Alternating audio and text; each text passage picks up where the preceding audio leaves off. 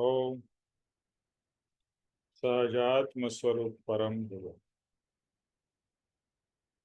परम कृपाणु देव पूज्य पप्पा जी और सर्व ज्ञानियों का आशीर्वाद लेकर उनका योग बल प्राप्त करके हम आज का सत्संग आरंभ करते हैं। जो भी सुने उसे बहुत गहराई से समझे और आत्मसात करे और आत्मसात होता जाए, यह भावना रखे। सत्संग बहुत पुण्य का उपार्जन होने पर ही हमें लाभ मिलता है।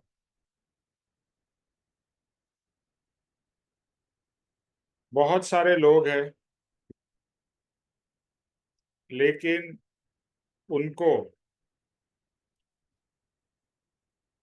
आध्यात्म में, स्पिरिचुअलिटी में इंटरेस्ट ही नहीं। वो एक, जैसे कह लीजिए कि चीला चालू या जो रूढ़िगत धर्म है उसी को करने में उनको संतोष है। और वो बुरा नहीं है, लेकिन उससे आगे बढ़ना है। जैसे बच्चा ABCD लिखता है तो ABCD के फिर आगे बढ़ना है या वहीं पर रुक जाना है। तो हमें भी यही सोचना है कि हम जो लेवल पे है, जो हमारी आत्मा की दशा है, उससे प्रोग्रेस हो रहा है या वहीं पर अटके हुए। So we all have to introspect ongoingly कि मैं कहाँ था, अभी कहाँ हूँ और अभी मुझे कहाँ पहुंचना है। सो ये कंटिन्यूअस प्रोग्रेशन ही जीवन का नियम है। और आत्मा जो है वो ऊर्ध्वगामी है। ऊर्ध्वगामी मतलब ऊपर जाने वाला है, आगे बढ़ने वाला है। तो हमें आगे बढ़ना है, जीवन में भी और अध्यात्म में भी। ये लक्ष्य रखना है। और उसके लिए पुरुषार्थ लगेगा। पुरुषार्थ का मतलब है हमें समय निकालना पड़ेगा। हमें समय आत्म कल्याण में लगाना पड़ेगा। अगर हमारा रियलाइजेशन ये है, भले हमें आत्मा का साक्षात्कार नहीं हुआ है, लेकिन अभी अगर ये पक्का हो गया है कि मैं आत्मा हूं, तो फिर मेरा लक्ष्य ये होना चाहिए कि आत्मा का कल्याण कैसे हो। शरीर का कल्याण, परिवार का कल्याण, वो सब सेकेंडरी है। सबसे पहले मैं आत्मा हूं और मेरे आत्मा का मुझे कल्याण करना है। मुझे आगे आत्मा की गति बढ़ानी है। संसार की गति बढ़े या न बढ़े। और जैसे आपने देखा होगा कि जैसे जैसे उम्र बढ़ती जाती है, शरीर तो क्षीण होता ही जाता है, लेकिन एक आत्मा एक ऐसी चीज है जो कभी क्षीण नहीं होती है। और आत्मा, बिकॉज उसकी एज ही नहीं है, तो उसको कोई फर्क नहीं पड़ने वाला है कि कितना समय हो गया और कितना समय बाकी है, क्योंकि आत्मा के पास समय ही समय है, एक तरीके से कह ले। और बट ये मनुष्य भाव में हमारे पास में समय लिमिटेड है। तो ये मनुष्य भाव जाने के बाद में कौन सा भाव मिलेगा, आपको और मुझे नहीं पता है। और फिर से ये 84 लाख योनि में घूमते घामते मनुष्य भाव, इसके लिए परम कृपाणुदेव कहते हैं बहुत पुण्य किए करने के बाद ये मनुष्य भाव मिला है। और दूसरे जगह कहते हैं कि ये रत्न चिंतामणि जैसा मनुष्य भाव है, उसको तू वेस्ट मत कर, उसको ऐसे ही जाने मत दे। देखो, जैसे बताया, बहुत कम लोगों को सत्संग का रुचि है, सत्संग मिलता है, सदगुरु मिलते हैं। बहुत ही स्मॉल परसेंटेज। और वो स्मॉल परसेंटेज में हम लोग हैं, मतलब बहुत ही भाग्यशाली हम लोग हैं। अभी भाग्यशाली है, हमको धर्म मिल गया, यानी आत्म धर्म मिल गया, सदगुरु का आशीर्वाद मिल गया, सत्संग मिल रहा है। लेकिन वहीं पर that is not the end. जैसे हमको स्कूल में एडमिशन मिल गया है, फिर एडमिशन मिलने के बाद में अगर हम कुछ पढ़ाई नहीं करें, कुछ प्रोग्रेस नहीं करें, तो फिर स्कूल में दाखिला लेने का भी कोई मतलब नहीं है ना। आगे बढ़ना है। फर्स्ट स्टैंडर्ड, देखो स्कूल में तो बहुत सिंपल है, फर्स्ट सेकंड थर्ड। यहाँ पर गुणस्थानक है। गुणस्थानक मतलब आत्मा की दशा के हिसाब से गुणस्थानक है। सो 1 से लेके 14 तक गुणस्थानक है। पप्पा जी कहते हैं कि जो अध्यात्म में है ही नहीं, वो तो एक गुण स्थानक पे भी नहीं है, उससे भी बाहर है। यानी जिसने स्कूल में एडमिशन ही ले लिया है वो तो फर्स्ट स्टैंडर्ड में भी नहीं है ना।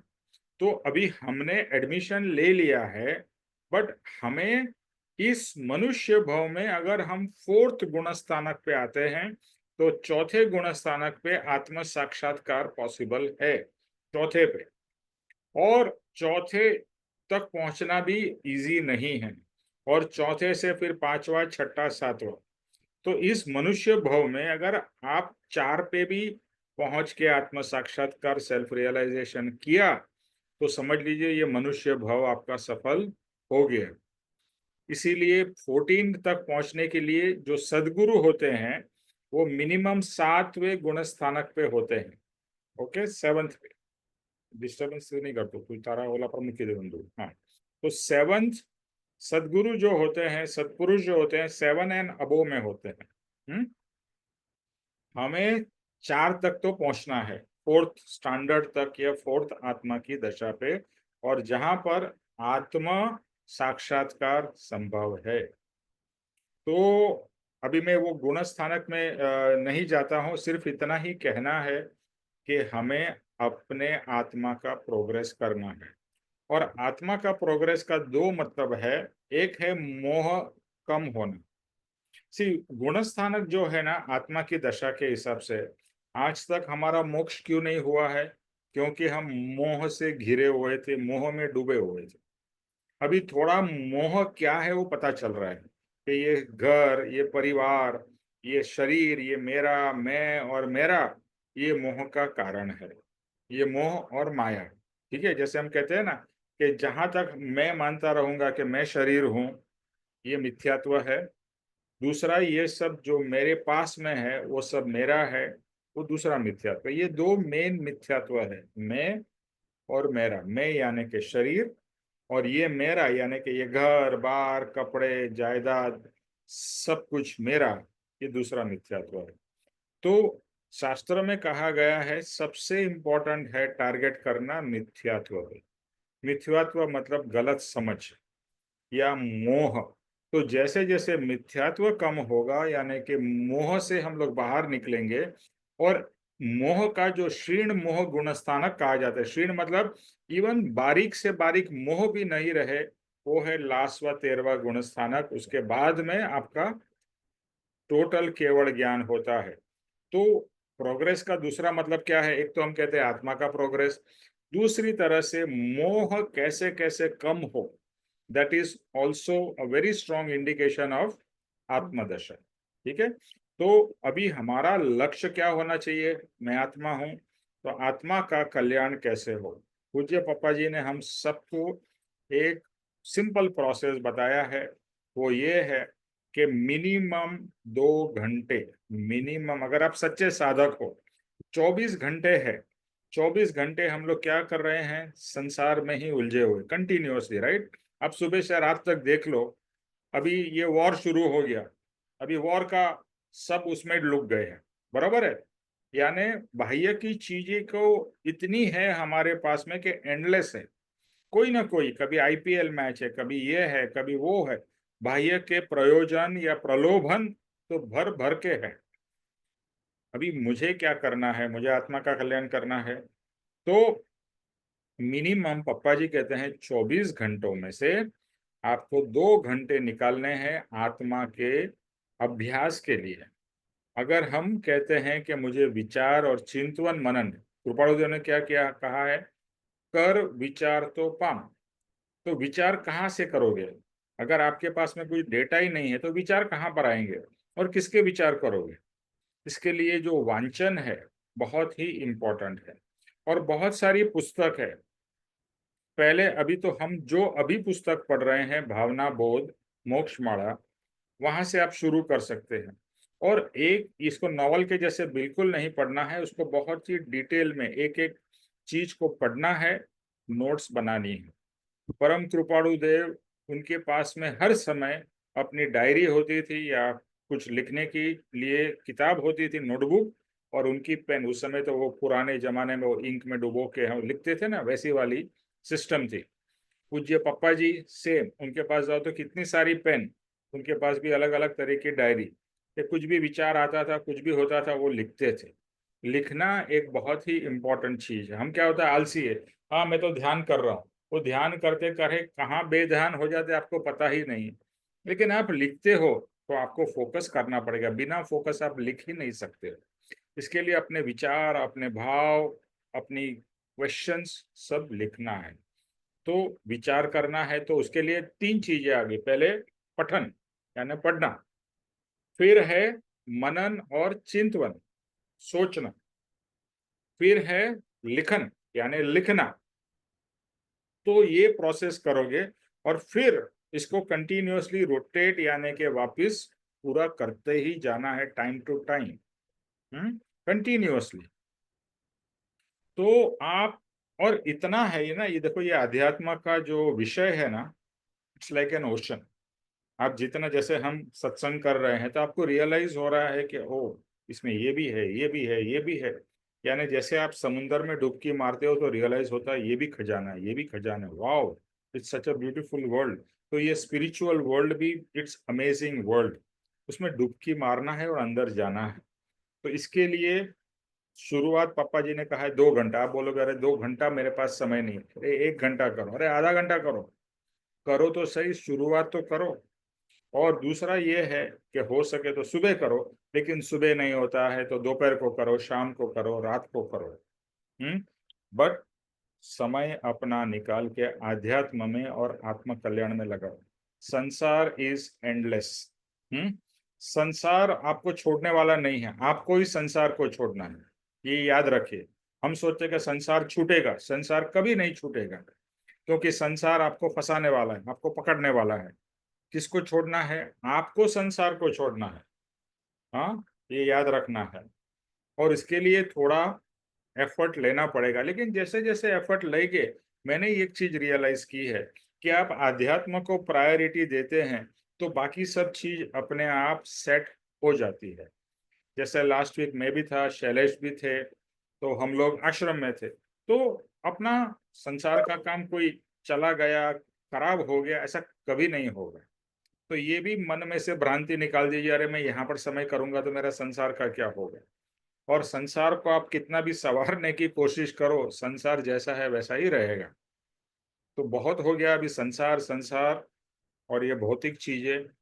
आध्यात्म की तरफ दृष्टि जानी ही चाहिए और आध्यात्म के लिए समय निकालना ही चाहिए। जैसे आप सत्संग के लिए अभी समय निकाल के यहाँ पर हो।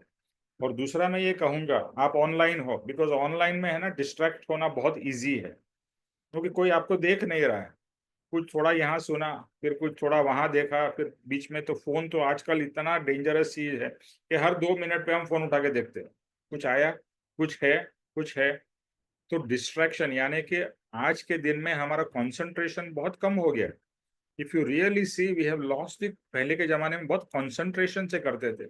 जब भी हम कहते हैं हमें ध्यान करना है, व्हाट इज ध्यान? ध्यान means concentration, focus on one thing. अभी आज के दिन में हम लोग, और मैं अपनी ही बात कर रहा हूँ, इतने बेफोकस हो गए, थोड़ा ये किया, थोड़ा वो किया, थोड़ा टीवी देखा, थोड़ा फोन को किया, थोड़ा और कुछ किया, पिछले किया, यानी वी आर लाइक चारों तरफ बिखर गए हैं। फोकस, ज्ञानी लोग ध्यान करते हैं, फोकस करते हैं, एक चीज को लो, उसके ऊपर फोकस। ठीक है, तो आज अभी हम अपना ये जो भावना बोध मोक्ष माला का आगे पढ़ते हैं। लास्ट टाइम हमने 4 प्रकार की शांति की बात की थी। किसी को याद है कितने 4 प्रकार की शांति क्या क्या है? किसी ने नोट डाउन किया था? और दूसरी बात, सत्संग में बैठो तो हर समय, मैं तो जब भी पप्पा जी का सत्संग अटेंड करता था, साथ में नोटबुक और पेन होती थी। जो भी अच्छा लगा, समझ में आया, उसको नोट डाउन करते थे। तो मेरा प्रश्न ये है कि किसी ने भी लास्ट टाइम में 4 प्रकार की शांति की बात की थी, has anybody made a note और इज एनीबडी रिमेम्बरिंग किस 4 प्रकार की शांति क्या है?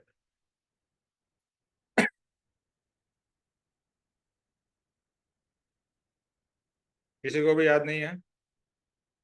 यानी किसी ने लिखा नहीं और किसी ने ध्यान नहीं दिया। मेरी आवाज आ रही है ना? और ये निमेश भाई। हम्म किसी को भी याद नहीं है 4 प्रकार की शांति? मैं तो एब्सेंट थी निमेश भाई 2 टाइम से, 2 सैटरडे से। अच्छा एक्सक्यूज है। एक्सक्यूज़ नहीं है, ऐसी जगह थी नहीं, जहाँ मतलब बिल्कुल बट नहीं कर पाती थी। कोई बात नहीं, आपने बोला ना मैं रिकॉर्डिंग सुनूंगी, तो रिकॉर्डिंग सुन। हाँ, मैं रिकॉर्डिंग सुनती, मैंने एक सुनी थी, दूसरी नहीं सुनी थी। हम्म। ओके शैलेश, तुम्हें याद है 4 प्रकार की शांति? और देखो ये शिविर अटेंड करके आया है। हाँ, शांति पथ प्रदर्शन शिविर मेरे साथ में अटेंड किए मैंने। मैं पूरा अटेंड नहीं कर पाया, लेकिन एक चीज जो मुझे पकड़नी थी वो मेरे पकड़ में आ गई है। वो है शांति, कि कितने प्रकार की शांति है। और मैं फिर से कहूंगा, सब लोग लिखिए और इसको ध्यान करिए, बिकॉज बहुत इंपॉर्टेंट है। हम बोलते हैं शांति चाहिए, शांति चाहिए, तो शांति क्या है वो भी तो समझना पड़ेगा ना। हम्म। तो 4 प्रकार की शांति है, लिख लीजिए। पहले प्रकार की जो शांति है, वो शांति है भोग भुगतने पे मिलने वाली शांति। यानी आपने मिठाई खा ली और अच्छा लगा, हाश, एक शांति का और सुख का अनुभव हुआ। यानी आपकी जो भी 5 इंद्रियों के भोग भुगतने की जो कामना है, उसकी पूर्ति होने पे जो शांति या सुख मिलता है, वो पहले प्रकार की शांति है। Is it clear to everybody? First प्रकार, हम सब, ये तो सब लोग अनुभव करते हैं। यानी हम ही नहीं, मनुष्य ही नहीं, ये जीव जंतु जानवर हर लोग, बिकॉज जिसकी भी जितनी इंद्रियां है, वो इंद्रियों को पोसने को मिलता है, यानी उसको भुगतने को मिलता है वो इंद्रिय को। जैसे अच्छा खाना खाया तो अच्छा लगा, तो शांति। जैसे आपको बहुत कुछ पिक्चर देखने का मन हो रहा है, और पिक्चर की टिकट नहीं, आजकल तो मिल जाती है, पहले जमाने में ब्लैक में खरीदनी पड़ती थी। तो वी यूज टू डाई, अरे ये पिक्चर देखनी है, पिक्चर देखनी है, ब्लैक में टिकट लिया और पिक्चर देखा, और फिर जो लगता था, हाँ हाँ ये पिक्चर दीवार में देख के आया, वाह। तो वो शांति या सुख फर्स्ट प्रकार। Okay, this is the very भौतिक शांति का अनुभव। और ये पता है आपको, क्षणिक है, क्योंकि जितने समय तक आपने वो अनुभव किया उतने समय शांति रही, बाद में चली गई। फिर से उसको अनुभव करने के लिए दूसरा भोग भोगना है, तीसरा भोग भोगना है, एक्सेट्रा। दूसरे प्रकार की जो शांति है, दूसरे प्रकार की शांति है कुछ अचीव करने की बाद में प्राप्त होने वाली शांति। एग्जाम्पल, आपकी बेटी की शादी है, तो आपकी बेटी की जो शादी है, तो आप कितने बिजी रहोगे, चारों तरफ भाग दौड़ करते रहोगे, ये ऑर्गेनाइज करना, खाना का, डेकोरेशन का, कपड़े का, ये वो एटसेट्रा, राइट। तारो बंद करिए, लखવું હોય તો લખ, अथवा પછી એને, हाँ, डिस्ट्रक्शन। तो दूसरे प्रकार की जो शांति है, और आपने बहुत इधर उधर भागदौड़ की, महीनों से तैयारी चालू है, फिर जैसे शादी का समय आता है, फिर कितनी आपको पता है घर में भाग दौड़ ये सब चलता रहता है, और वो शादी, बेटी की विदाई हो जाती है, और उसके बाद में हाश, एक बहुत बड़ा कार्य पूरा हुआ, ये बोलते हैं ना, बोझ कम हुआ। यानी दूसरे प्रकार की जो शांति है, वो कुछ अचीव करने के बाद की शांति है। मान लो आप एग्जाम के लिए तैयारी कर रहे हो, सीए की एग्जाम, आपको पता है कितने टफ है, बहुत पढ़ रहे हो, एक बार फेल हुए, दूसरी बार फेल हुए, और मेहनत कर करके फाइनली आप सीए में पास हुए, उसके बाद में क्या सेटिस्फैक्शन और शांति होगी, वो क्या है, दूसरे प्रकार की शांति। यानी टू अचीव समथिंग, या आपने जो गोल, एक बड़ा सा गोल रखा है, उसको अचीव होने के बाद में जो मिलने वाली शांति है, वो दूसरे प्रकार की शांति है। ओके, अभी तीसरे प्रकार की शांति, तीसरे प्रकार की शांति है परोपकार वाली शांति। उसमें जो बुक में जो एग्जाम्पल दिया है जिनेन्द्र जी वर्णी ने, वो है कि आप जा रहे हो, और सॉरी, आप बस में ट्रैवल कर रहे हो, और बस में कोई चढ़ने की कोशिश कर रहा है, और वो पकड़ नहीं पाता है, गिर जाता है, उसका सर फूट जाता है, और बहुत खून बहने लगता है, एटसेट्रा। और सब लोग सिर्फ बातें कर रहे हैं, अरे अरे ये हुआ ये हुआ, बट कोई मदद नहीं कर रहा है। और आप अंदर से, आपको कुछ प्रेरणा मिलती है, और आप टैक्सी बुलाते हो, उसको टैक्सी में डाल के हॉस्पिटल में लेके जाते हो, आप उसको जानते नहीं हो, नो कनेक्शन, नथिंग। और फिर आप उसे हॉस्पिटल में ले जाते हो, हॉस्पिटल में 2-3 दिन के लिए उसकी ध्यान रखते हो, इवन जो खर्चा करना है वो भी कर देते हो, आप उसको नहीं जानते हो। और 2-3 दिन सेवा करते हो, फिर उसको समझो होश आता है, उसके परिवार वाले आते हैं, एंड देन आप पीछे आ जाते हो।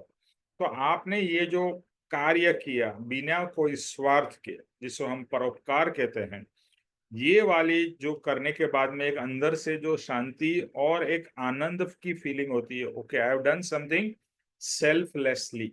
ओके, ये कौन से प्रकार की है? तीसरे तीसरे। प्रकार की शांति। अभी याद आ रहा है शांति के प्रकार?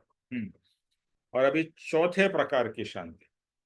चौथे प्रकार की जो शांति है वो शांति है निर्विकल्प निर्विचार, जो ध्यान और समाधि में ज्ञानी पुरुष को होती है। यानी जब भी आप ध्यान में बैठ जाते हो, उसमें संसार पूरा विलीन हो जाता है, कोई विचार नहीं है, कोई चिंता नहीं है, कोई इच्छा नहीं है, nothing, you are blank. Okay, शून्य अवस्था है। और जो शून्य अवस्था की जो शांति है वो चौथे प्रकार की निर्विकल्प निर्विचार निरिच्छा वाली शांति। Okay, so this is the ultimate शांति जो हमें अचीव करनी है, बिकॉज यहाँ पर ही परम सुख है, परम आनंद है, कुछ नहीं है, ओनली यू, मतलब आप अपने आत्म स्वरूप में लीन हो गए हो, और उसी के अंदर में जो अंतरंग आनंद है दैट यू आर एक्सपीरियंसिंग। तो ये चौथे प्रकार की शांति है। तो हमारा गोल, अभी आज हम कहाँ पर अटके हुए हैं? ज्यादातर पहले प्रकार की भोग भुगतने में, और कभी कभी सेकंड प्रकार की कि कोई बड़ा हमने कार्य अचीव कर लिया, जो हमारे जीवन का गोल था वो शायद अचीव हो जाता है, वो भी टेम्पररी है। ओके, क्योंकि उसके बाद में फिर एक नया गोल सेट होता है, फिर एक नया गोल, ठीक है, बट वो दूसरे प्रकार की शांति। तीसरे प्रकार की शांति कभी कभी हम और बहुत कम करते हैं, यानी दूसरे के लिए जीना या दूसरे के लिए कुछ बिना एक्सपेक्टेशन के, सामने वाला मुझे आके थैंक यू बोलेगा, सामने वाला ये करेगा, कोई भी प्रकार की यानी स्वार्थ नहीं, और कोई प्रकार की भावना नहीं कि वो आके मेरे को करे, ये करे, कोई बहुमान करे, ऐसा कुछ भी नहीं, बट एक हृदय से निकली हुई एक भावना कि दूसरे के लिए कुछ अच्छा करे, जो है परोपकार। ओके, जिसको हम सोशल सर्विस भी कह सकते हैं। लेकिन सोशल सर्विस में भी अगर आपकी अंदर से भाव ऐसा हो कि मैं बहुत अच्छा काम कर रहा हूँ, लोग मेरी प्रशंसा करने चाहिए, अरे ये कितना सोशल सर्विस करता है, ये कितना दान करता है, ये कितनी सेवा करता है, अगर ये भावना है तो ये अच्छी भावना नहीं है। Selfless service for others and human kind and animal kind, जैसे आपने देखा होगा बहुत से लोग होते हैं एनिमल्स के लिए सेवा करते हैं, एनिमल्स का ध्यान रखते हैं, एक्सेट्रा एक्सेट्रा। सो एनिमल्स हो, ह्यूमन बींग्स हो, एनी लिविंग फीचर, परोपकार वाली शांति वो कभी ना कभी होती है। बोलो। अच्छा, निमेश जी ने अभी जैसा बताया परोपकार वाला, तो जब भी सेशन चालू था तभी मुझे एक थॉट आया था कि जैसा भी मार्ग में आए हैं तो हमें बेनिफिट्स पता है कि कैसा पुण्य, अगर मैं कुछ पुण्य बांध रहा हूँ, मैं किसी को डोनेशन दे रहा हूँ, तो back of the mind heart, तो पहला भाव हुआ तो हार्ट को हुआ कि मुझे किसी को डोनेशन करना है या किसी को एजुकेशन देना है। जैसे ही वो एजुकेशन देने का क्रिया खत्म होता है, देन वी स्टार्ट, मैं किसी को बताता हूँ कि मैं ये कर रहा हूँ तो आप भी करो। तो इससे जब जुड़ते हैं, कोई दूसरा जुड़ता है, तो जो परोपकार वाला मुझे बाइफरकेशन ऐसा समझता है कि जब मेंटली हमको लगता है कि हमने किसी के लिए बेनिफिट किया है तो उसको हमें, इसका हमें पुण्य मिलेगा। तो काफी टाइम संसार में ऐसा होता है कि मैं ये करता हूँ तो मुझे मुझे पुण्य मिलेगा, तो मुझे मार्ग मिलेगा, या फिर XYZ रीजन से, मतलब हमें कुछ भी अच्छा करते समय बैक ऑफ द माइंड पता है कि इसका हमें फल क्या मिलेगा। तो वो एक डर से भी, या तो फिर एक इन्वेस्टमेंट पर्पज से भी हम करते हैं। मेरा काफी टाइम स्टार्टिंग में ऐसे ही होता था कि जब भी मैं कुछ कर रहा हूँ, क्योंकि मुझे पहले पता नहीं था, फिर मुझे पता चला कि पुण्यानुबंधी पुण्य और पापानुबंधी 4 प्रकार के थे। तो जब पता चला कि पुण्यानुबंधी पुण्य तभी बनता है जब मेरे थ्रू कोई एक मेरा फ्रेंड, जैसे कि अब जितेंद्र है, वो मेरे एक फ्रेंड है जो मेरे ऑफिस में मुझे मिले थे, तो मेरा उनसे कोई पर्सनल या संसारिक रिलेशन नहीं था, बट उनको मैं संसार में देखता था, तो जो प्रॉब्लम्स मुझे भी कभी कभी लगते थे तो मैं उनको बोलता था कि इसका सोल्यूशन शायद ही कुछ नहीं मिलेगा, क्योंकि इसका सोल्यूशन एक ही है जो परमात्मा है। क्योंकि हम बाह्य तरीकों से चेंज करने जाएंगे तो वो चेंज कभी नहीं हो पाएगा, हम अंतरंग से चेंज हो जाएगा तो हो जाएगा।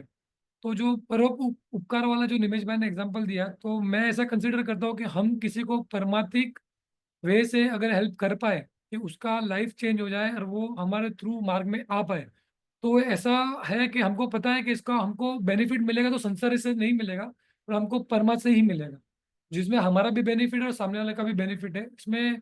जैसा बताया कि निस्वार्थ, तो निस्वार्थ ऐसे ही हो सकता है, क्योंकि हम आत्मा के लिए कुछ मांगते हैं तो स्वार्थ तो नहीं हो सकता है एक लेवल पे। पर बाद में अगर हम आत्मा का अचीवमेंट कर लेते हैं तो वो बहुत ही बड़ा हेल्पफुल उपकार का एक तो जरिया है जो मुझे समझा है आज तक। या सो दो प्रकार से आप परोपकार कर सकते हो। और ये मैंने पास में बहुत बार बताया है, जो स्वामी विवेकानंद ने एक्सप्लेन किया है, और जिसको आप मास्लो की थियरी ऑफ नीड्स के हिसाब से देखें। जो पहला परोपकार है, कोई गरीब देखा, भिखारी देखा, अभी आप भिखारी को दो रीजन से देते हो। एक तो बहुत आपको हैरान कर रहा है, अरे जा यार, ले जा, यहाँ से दूर जा। हाँ, ये रियली परोपकार नहीं। बट आपने भिखारी देखा और अंदर से कुछ हुआ, अरे बेचारा लूला लंगड़ा है या गरीब दिख रहा है, सामने से वो मांग नहीं रहा है, लेकिन आपने सामने से निकाल के उसको पैसा दे दिया। तो एक ये बेसिक लेवल की फर्स्ट चीज है कि आपने उसको पैसा दे दिया। इधर पैसा दिया, या आपने उसको खाना दे दिया, या खाना खिला दिया कि चलो भैया इसको खाना दे दो। जैसे आप काफी बार देखते हैं कि आप रास्ते पे कुछ चाट खा रहे हो, कुछ खा रहे हो, और कुछ आ जाता है भिखारी, तो बोलते हैं, यार मेरे को भी सर दो, मेरे को भी खिलाओ। तो हम बोलते हैं, यार इसको भी दे दो भैया। तो ठीक है, वो एक बेसिक प्रकार की, वेरी लोएस्ट प्रकार का परोपकार है, बहुत इनसिग्निफिकेंट सा समझ लो आप। दूसरा है, मतलब किसी को भूख लगी और आपने खाना दिया, या किसी को किसी भी तरह से इस तरह से मदद की, that is a very lowest प्रकार का मदद या परोपकार। जो उससे सेकंड प्रकार का है, वो ये कि अभी समझो उसको आपने कहीं पर काम पे लगा दिया। आपने खाना खिलाए तो एक ही बार के लिए खाना खिला सकते हो, या उसके बाद में आप रेगुलर उससे नहीं मिलते हो, फिर दूसरी बार उसको फिर से खाना के लिए कहीं और भीख मांगनी पड़ेगी और कुछ करना पड़ेगा। तो दूसरे प्रकार का जो है, उसमें ये है कि आप किसी की इस तरह से मदद करो कि किसी को नौकरी पे लगा दो, किसी को जॉब करवा दो, या किसी को बिजनेस सेट करवा दो। तो उससे क्या होगा कि वो नौकरी से पैसा कमाएगा और अपना रोटी कपड़ा मकान का ध्यान कर सकेगा। That is second, I am just saying very simple form में। इससे तीसरा प्रकार जो है, इससे और हायर प्रकार, वो ये है कि आप किसी को एजुकेशन दो। जैसे शैलेश ने बताया, एजुकेशन। अभी आश्रम में हम लोग स्कूल चलाते हैं, ऐसे बहुत सारे संस्थाएं स्कूल चलाती है, अच्छी भावना है उसमें। स्कूल में आप, जैसे अभी हमारे आश्रम में जो है, अपना जो आश्रम है, वहाँ पर का लगभग 1000 बच्चे आते हैं, अलग अलग विलेजेस में से, और उनको बेस्ट इंग्लिश मीडियम एजुकेशन मिलता है। जो बच्चे, दूसरे बच्चे, जो शहर के बच्चे को जो बेस्ट एजुकेशन मिलता है, वैसा ही उनको वहाँ प्रोवाइड किया जा रहा है। और उसके लिए जैसे हम लोग डोनेशन देते हैं, तो अभी जो करंट है, जस्ट मैं रेफरेंस के लिए बता रहा हूँ, किसी को इच्छा हो तो 18,000 रुपीज पर एनम की कॉस्ट है। बच्चे को पूरा अच्छी तरह से उसमें यूनिफॉर्म, बुक्स और सब चीज आ जाती है। उसमें थोड़ा उनको कभी कभी नाश्ता वगैरह भी मिलता है, जो भी है, स्पोर्ट्स के जो चीजें हैं, म्यूजिक की चीजें हैं। तो अभी समझो मैंने एक भाव आया, और मैं, हम लोग तो करते हैं हर साल एटलीस्ट एक बच्चे, दो बच्चे का स्पॉन्सर करते हैं, तो उसको एजुकेशन मिलेगा। अभी उसको एजुकेशन मिलेगा, और एजुकेशन मिल के वो पढ़ लिख के बड़ा हो जाएगा, तो क्या होगा, उसको एक नौकरी नहीं, दूसरी नौकरी भी मिल सकती है, तीसरी नौकरी, बिकॉज उसके पास में एक क्वालिफिकेशन आ गई। तो ये तीसरे लेवल की है। फर्स्ट क्या है, रोटी कपड़ा मकान, वेरी बेसिक। सेकंड है जॉब या बिजनेस, सेकंड। थर्ड है एजुकेशन, एजुकेशन दे दिया तो वो पूरा लाइफ उसकी संवर जाएगी। तो इस तरह से, but the most important, even Swami Vivekananda says, इस अध्यात्म का, उसको ज्ञान देना या अध्यात्म मार्ग में लाना, ये सबसे बड़ा परोपकार है। क्यों? क्योंकि एजुकेशन देखी भी आपने इस लाइफ के लिए उसको हेल्प की, लेकिन अगर आपने किसी अध्यात्म में उसको रुचि आ गई और उसको आपने हेल्प किया, तो उसका ये लाइफ नहीं, अनंत लाइफ उसकी चेंज हो जाएगी और वो मोक्ष के मार्ग पे चला जाएगा। अल्टीमेट गोल में आप उसकी मदद कर रहे हो, वो सबसे बड़ा परोपकार है। तो जो शैलेश ने जैसे बोला कि किसी को भी मदद, देखो फोर्सफुली नहीं करना, याद रखना, ये मेरे को ये गोल, ये परोपकार करना है, इसके लिए 10 जन को पकड़ के लाओ, ऐसा नहीं। हमारे वर्तन से, हमारे भाव से लोगों को प्रेरणा मिले कि अरे ये निमेश अचानक बहुत अलग हो गया है, उसके बिहेवियर में चेंज आ गया, ये हो गया, वो हो गया, अरे तुम क्या करते हो, उसको उस तरह से प्रेरणा मिले जिसके कारण उसको भी आध्यात्म में चांस मिले। देखो एक चीज याद रखना, हम किसी को भी परोपकार नहीं कर सकते, उसके नसीब में होगा तो ही आप कर सकोगे, लेकिन हमारा भाव है परोपकार का, यानी कि कुछ अच्छा करने का, निस्वार्थ, बहुत इंपॉर्टेंट, निस्वार्थ और बिना कोई अभिमान के। बिकॉज बहुत सारे लोग डोनेशन देते हैं लेकिन बोलते हैं मेरा इतना बड़ा नाम आना चाहिए, निमेश एंड फैमिली ने ये डोनेट किया, तो वहां पर डोनेशन का भाव अच्छा है लेकिन उसके पीछे में छुपा हुआ है बड़ा मान, तो वो नहीं। तो ये हो गया तीसरे प्रकार का। चौथे प्रकार का बताया जो निर्विकल्प, निर्विचार, निरुपाधि, यानी कोई उपाधि नहीं, कोई, यानी जब भी आप रियली ध्यान में चले जाते हो तो ये पूरे संसार से पर हो जाते हो, और जो अद्भुत, जो भगवान को जो शांति प्राप्त है उसकी झलक आपको और मुझे मिलती है। ओके, तो फिर से 4 प्रकार की शांति, वेरी बेसिक शांति या सुख, शांति और सुख जुड़े हुए हैं, हम शांति को कहते हैं शांति या सुख, शांति सुख आनंद, ये सब एक साथ में लिंक्ड है, बट लेट अस से यहाँ फोकस शांति का है। तो पहले प्रकार की शांति है इंद्रियों के भोग पूरे होने पर, पहले प्रकार की शांति।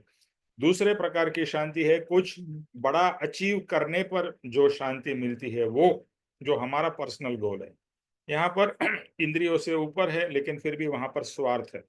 तीसरा है परोपकार, जहां पर कोई स्वार्थ नहीं है, जेन्युइन परोपकार, वो तीसरे प्रकार की शांति है। और चौथे प्रकार की शांति निर्विकल्प, निर्विचार, निरिच्छा, जो जितने भी नी लगाने, यानी कुछ भी नहीं है, एक परम शुद्ध शांति की, शून्य की अवस्था। दैट इज अवर गोल, याद रखना, वो हमें चौथे प्रकार की शांति चाहिए। तो सब कुछ करके सब कुछ छोड़ना है, सब कुछ करके सब कुछ छोड़ देना है, बट ये सब आपको हेल्प करेगा। जैसे रॉकेट होता है ना, आपको शायद थोड़ा साइंस जिसने भी पढ़ा होगा, या आजकल न्यूज में देखते हैं कि जब इस सैटेलाइट को लॉन्च करते हैं ना, तो सैटेलाइट किस में जाती है, सैटेलाइट को रॉकेट में, रॉकेट के अंदर रखा जाता है, फिर रॉकेट लॉन्च होता है। और रॉकेट के 3-4 स्टेप्स होते हैं। पहला स्टेप होता है जो इसको इस पृथ्वी के वातावरण से, एटमॉस्फेयर से बाहर निकलते हैं।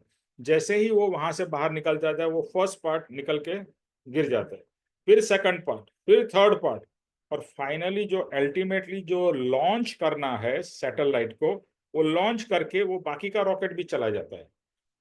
तो ये सब रॉकेट्स, यानी ये सब जो साधन है ना, ये सब सत्संग, वांचन, चिंतवन, मनन, ध्यान, ये सब साधन है ultimately to reach that goal of ultimate शांति, समाधि, ध्यान। ओके, सो ये 4 प्रकार की शांति, आई होप सबको एकदम परफेक्टली फिट हो गई। उर्मिल?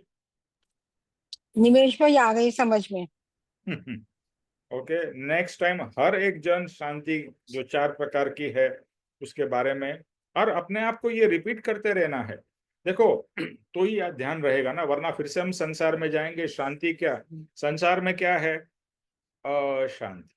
हाँ, संसार में शांति कभी दिखती है आपको? अरे मंदिर में भी शांति नहीं, मंदिर में भी भाग दौड़ है, यहाँ भी भाग दौड़, वहां भी भाग, है जीवन में भाग दौड़, ये वो सब चल रहा है, शांति नहीं।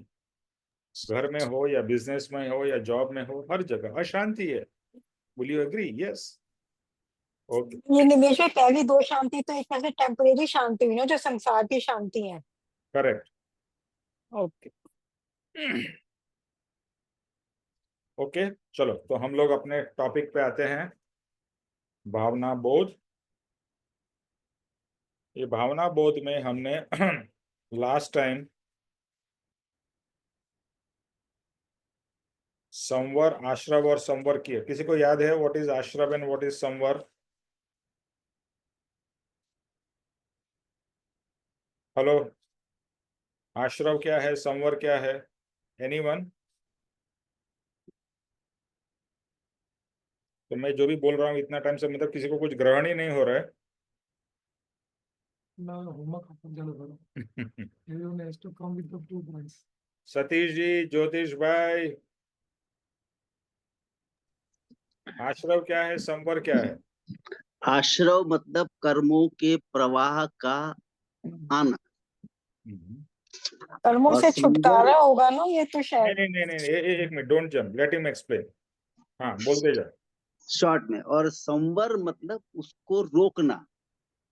तो आप जरा, उसके लिए सतीश भाई आपका वीडियो चालू करके जरा उसको एक्सप्लेन करिए, आश्रव और संवर दोनों को। आश्रव मतलब कर्मों का प्रवाह का आना, और संवर मतलब उस प्रवाह को रोकना।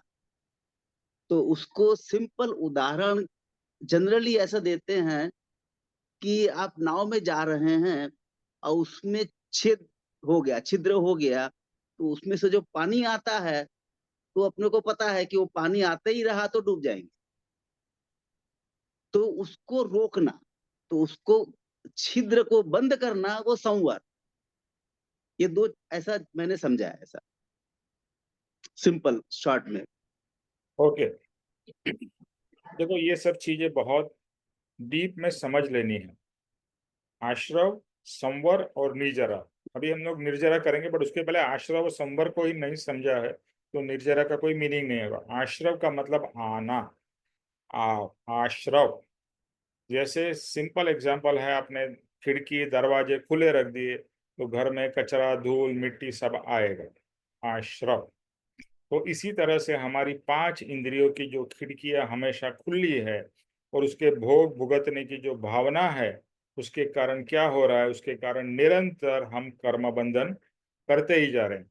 ऐसा एक समय भी नहीं है जब भी हमारा कर्म बंधन नहीं हो रहा, यानी कि आश्रव कंटिन्यूअस चालू ही है, आश्रव। ये चाहिए, ये जैसे पता है ना, सी संसार मतलब अशांति, संसार का दूसरा नाम है इच्छा, संसार का नाम है संकल्प विकल्प। तो ये सब कर्म बंधन के कारण है, सिंपल। हम्म अभी ऐसा नहीं है कि संसार में आप संवर नहीं कर सकते, बट समझ होनी चाहिए और दूसरी जागृति होनी चाहिए। अरे ये मैं करूंगा, आपने क्रोध किया या मान किया या माया किया, लोभ किया, कर्म बंधन चालू। यानी इसके लिए कृपाणु देव क्या कहते हैं, क्षण क्षण भयंकर भाव मरने काहो राची रहो। यानी हर समय हम कुछ न कुछ भाव यानी कि विभाव कर रहे हैं, वो भी संसार के चीजों के बारे में। इसके कारण हमारा निरंतर कर्म बंधन चालू है। इसके लिए आश्रव में 99% या 90% हम आश्रव में ही हैं। यानी कर्म कम करने के बजाय हम कर्म को बढ़ा रहे हैं, आश्रव। संवर का मतलब है रोकना, स्टॉप। अभी आपने खिड़की खुली रखी थी, खिड़की बंद कर दी तो ऑब्वियसली कचरा नहीं आएगा, धूल मिट्टी नहीं आएगी, संवर कर दिए। अभी संवर का मतलब ये है कि आपको किसी के प्रति गुस्सा आया, ऐसा कुछ भाव उत्पन्न हुआ, इसको मैं 2 लगा दूं, और तभी ज्ञान होता है, अरे नहीं नहीं नहीं यार, ये क्या कर रहा हूं मैं, ये तो मेरे कर्म बंधन का कारण होगा। उसको मैं गाली दूंगा, भले उसने मुझे गाली दी है, लेकिन मैं उसे गाली दूंगा तो क्या होगा, मेरा कर्म बंधन होगा। स्टॉप। अंदर से, आपके मन से ही, अंदर से ही, आपके ही अंतर आत्मा से आवाज आएगी कि स्टॉप, डोंट डू इट। जैसे कहीं कहीं पे अपने को लगता है ये काम, गलत काम भी कर डालो, अरे कौन देख रहा है, कोई नहीं देख रहा है, बट अंदर से आत्मा की आवाज आती है, नहीं, डोंट डू इट, रॉन्ग है, ये गलत है। तो संवर हो रहा है, तो वहां पर स्टॉप हो रहा है।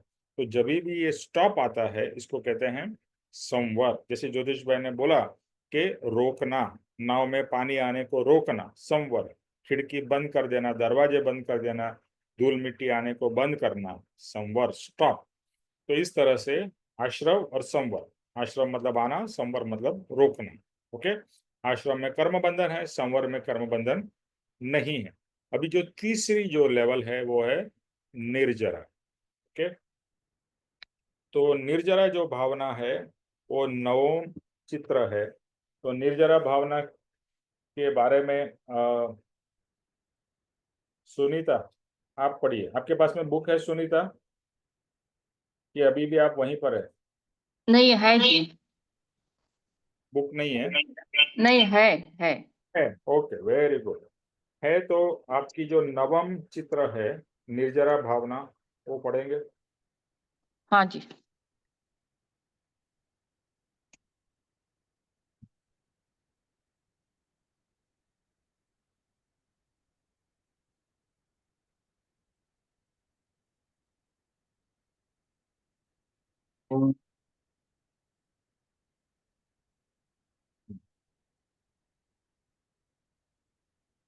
नवम चित्र, निर्जरा भावना।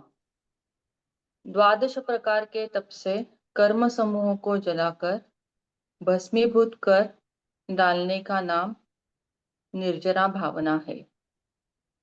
तप के 12 प्रकार में 6 बाह्य और 6 अभ्यंतर प्रकार है। अनशन, पुनोदरी, वृत्ति संक्षेप, रस परित्याग, काय क्लेश और संलीनता, यह 6 बाह्य तप है। प्रायश्चित्त, विनय, वैयावृत्त, शास्त्र पठन, ध्यान और कायोत्सर्ग, ये 6 अभ्यंतर तप है। निर्जरा 2 प्रकार की है, एक अकाम निर्जरा और दूसरी सकाम निर्जरा। निर्जरा भावना पर एक विप्र पुत्र का दृष्टांत कहते हैं। ओके, ठीक है, इतना। आई नो ये थोड़ा टेक्निकल है, आपको कितना समझ में आया उतना आप बताइए।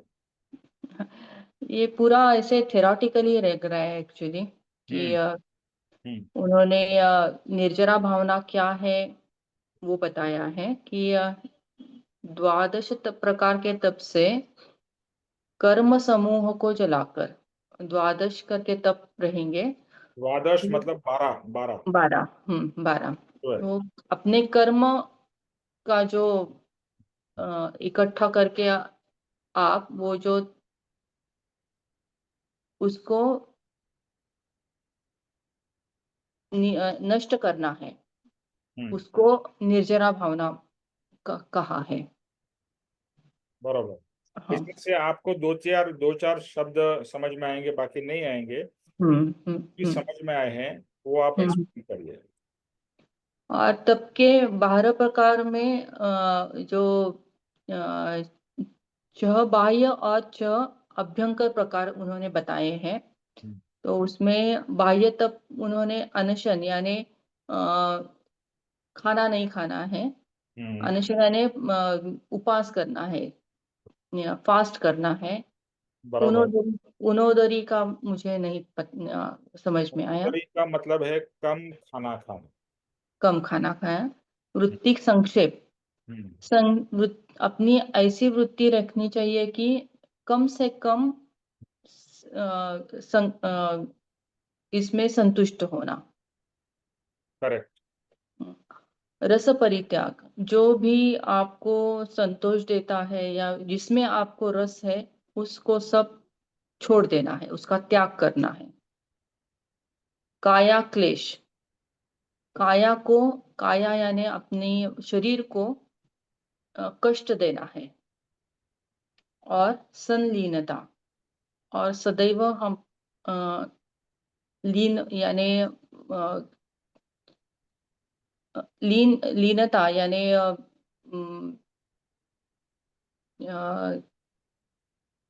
किसी भी प्रकार का गर्व नहीं करना है, लीन ही रहना है। ये 6 बाह्य तप है, बाहर के जो तप है। और अभ्यंतर तप में उन्होंने प्रायश्चित, जो भी आपने अयोग्य काम किया है उसका प्रायश्चित लेना है। विनय यानी लीनता से ही रहना है, नम्र रहना है। वैयावृत्त, ये समझ में नहीं आया। वैयावच का मतलब है गुरु की या माता पिता की या अपने सीनियर्स की सेवा करना। मेन तो ओके। की सेवा होती है, जैसे पहले हम्म, जमाने में गुरुकुल में लोग रहते थे तो फिर गुरु की सेवा हम्म, करते थे, गुरु के लिए जो भी काम करते थे वो वैया हम्म, वचन। ओके। और शास्त्र पठन, शास्त्र जो है, जो शास्त्रों में लिखा है उसका पठन करना है, और ध्यान भी करना है, और कायोत्सर्ग, कायोत्सर्ग का मतलब नहीं हाँ, समझा। तो कायोत्सर्ग का मैं मतलब बाद में बता दूंगा, बट बेसिकली काया का जो हमको जो मोह है, यानी काया को भूल के, और हम्म, ऐसा ऑलमोस्ट लाइक सिंपल एग्जांपल में कहूँ तो हम शवासन हम्म, करते हैं। हम्म, हम्म, शवासन में कि जैसे मैं डेड हूँ, यानी हम्म, मेरा शरीर ही नहीं, समथिंग लाइक, हम्म, ओके। हम्म, वो एक एक अलग प्रकार का कायोत्सर्ग है, उसको कायोत्सर्ग में एग्जैक्टली बट समझाने के लिए मैं बता रहा हूँ, समझ गए? हम्म, हम्म, हम्म। हम्म। तो यही अभ्यंतर, अभ्यंतर यानी का अंदर, अंदर का, अभ्यंतर मतलब अंदर का, बाह्य और अंदर का, आंतरिक, आंतरिक। आंतरिक तप हम्म, है। हम्म, और निर्जरा को भी उन्होंने दो प्रकार के बताया है निर्जरा, एक अकाम निर्जरा और दूसरा सकाम निर्जरा। correct. अकाम यानी काम न किए हुए, और दूसरा काम किए हुए, ऐसे। ऐसा नहीं है, but I will explain afterwards. Okay, okay, okay. अभी उन्होंने दृष्टांत, पढ़ूं दृष्टांत? नहीं, बस अभी इतना ही, दृष्टांत के ऊपर मैं बाद में आ जाए। ओके, ठीक है। तो आपका वीडियो और माइक बंद कर दीजिए। तो निर्जरा, अभी पहले हमने क्या समझा? आश्रव, आना, कर्म का आना, संवर मतलब रोकना। अभी निर्जरा यानी कि जो पहले के जो कर्म है उसको हम किस तरह से जला के भस्म कर सकते हैं।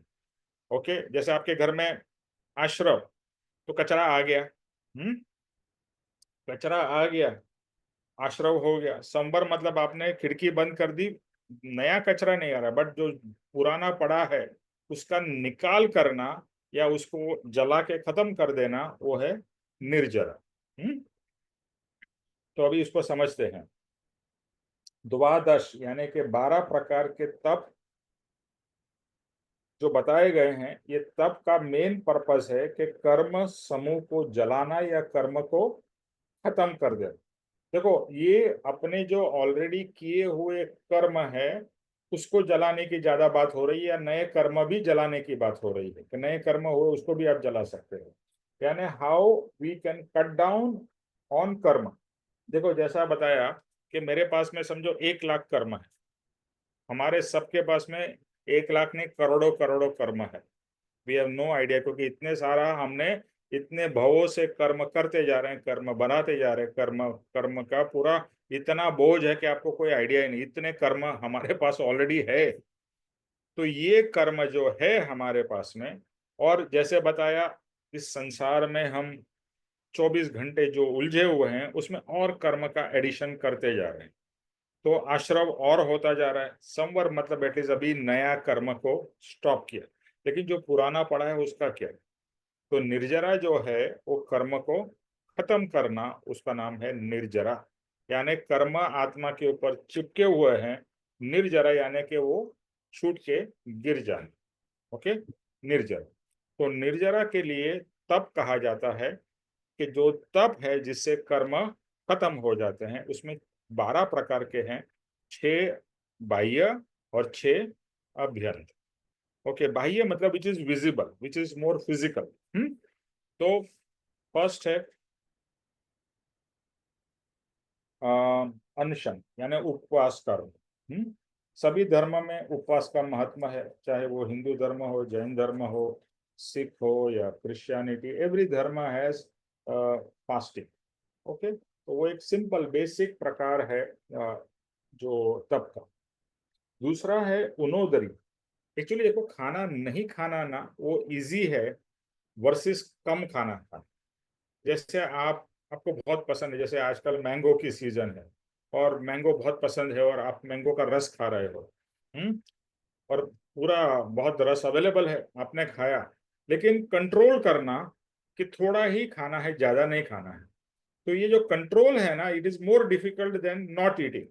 आपने रस खाया ही नहीं, रस की तरफ देखा ही नहीं, तो इट इज इजी। बट रस खाते खाते इन बिटवीन रुक जाना या कम खाना, तो बहुत डिफिकल्ट है, मेरे लिए तो बहुत डिफिकल्ट है। ओके, तो उनोदरी, और ये सिर्फ ये खाने का एक एग्जाम्पल बताया जा रहा है, इसको हर एक इंद्रियों के भोग के हिसाब से समझना है। तो खाना एक बहुत ही ऑब्वियस चीज है, इसके लिए हर चीज खाने से एक्चुअली बताई जाती है। ये अनशन भी जो है ना, हम लोग अनशन बोलते हैं, वो खाने को बोलते हैं। Actually really if you see ना, तो पांचों इंद्रियों के अनशन करना है, कि पांचों इंद्रिय के भोग को रोकना है। खाना एक भोग है जो स्वादेंद्रिय का है, बट बाकी इंद्रियों के भोग को भी रोकना है। और आज के जमाने में कहूं तो रियल उपवास क्या है मालूम है? फोन का त्याग करना। मोबाइल फोन का त्याग करना, वो एक सबसे बड़ा तप है। सो अनशन पुनोदरी, फिर वृत्ति संशय। कि बहुत सारी इच्छाएं हमारी है ना, हमारे मन के घोड़े चारों तरफ दौड़ते हैं। इसके लिए भगवत गीता में क्या दिखाया है, ये जो पांच इंद्रिय के जो है और जो उसकी लगाम है मन के हाथ में है, तो मन इतना बेफाम चारों तरफ, ये लाओ, ये करूँ, ये करूँ, ये भोग भुगतू, ये करूँ, एटसेट्रा एटसेट्रा। तो वृत्ति संक्षेप, लेस लेस, थोड़ा में इनफ है, थोड़ा है, ज्यादा की जरूरत नहीं। इसको दूसरी भाषा में कहते हैं मिनिमलिस्टिक लिविंग, कम चीजों में गुजारा करना और एंजॉय करो। और नॉट ओनली फिजिकल बट इच्छा भी कम कर देना, वृत्ति को संक्षेप करना। चौथा है रस परित्याग, मतलब एक दूसरे से कनेक्टेड है कि रस का त्याग। अभी जैसे जैन लोगों में क्या होता है, वो लोग एक उपवास करते हैं जिसको कहते हैं आयम्बे।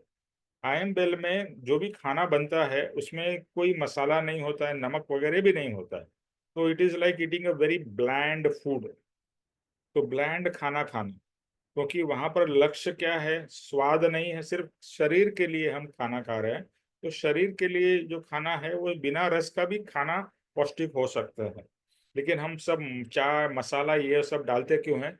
स्वाद के लिए, है ना, खाना अच्छा लगे।